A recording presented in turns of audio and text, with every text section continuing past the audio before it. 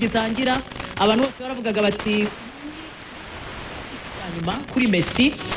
ategerejwe ko yagitwara noneho akamanika inkweto ku buryo buri official nyuma yuko ahaye igihugu cya Argentine igikombe cya mbere giheruka ariko Messi n'abagenzi be babigezeho atsindamo ibitego byose ko ari bitatu bahamagara abantu benshi barebaga Argentine bakabona na equipe bahamagara abajama ba Messi kuko barebaga kabonamo ba Giovanni Lo Celso kabonamo ba Otamendi ukareba imyaka ukavuga ati iyi kipe igwamagara Rodrigo de Paul iraza gukina gute ariko ni mugoroba mutoza Lionel Scaloni yari yapanze equipe navuga ngo arebeye ku bakinnyi bagifite imbaraga zo gukina kandi bari gukina ahantu heza defense yayihinduye Martinez wa Manchester United ari kumwe na Cristiano Romero wa Tottenham kapiteni wabo hanyuma azana umwana witwa Facundo Medina akina ikipe ya Olympique de Marseille ndetse na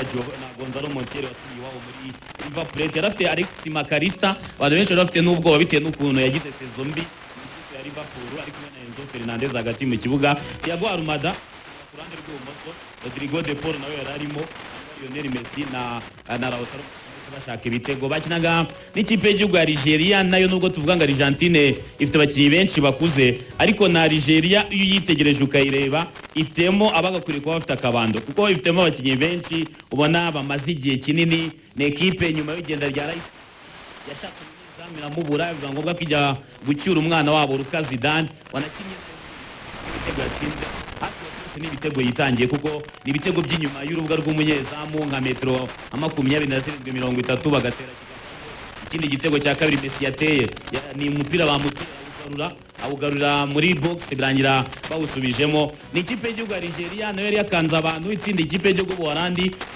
mu gikombe cy'isi ariko twese turabizi ko ifite abakinnyi benshi biganjemo abakuze n'ibitamagara bana Billy Kareb n'ibigifitemo Riyad Mahrez babigaragara ko gifitemo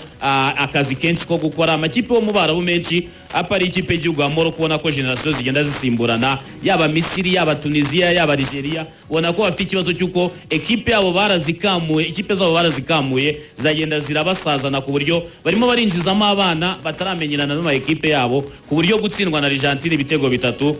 wenda gashya kabaye ko Messi akoze hat-trick ya mbere mu gikombe cy'isi ku myaka 38 bivuze ngo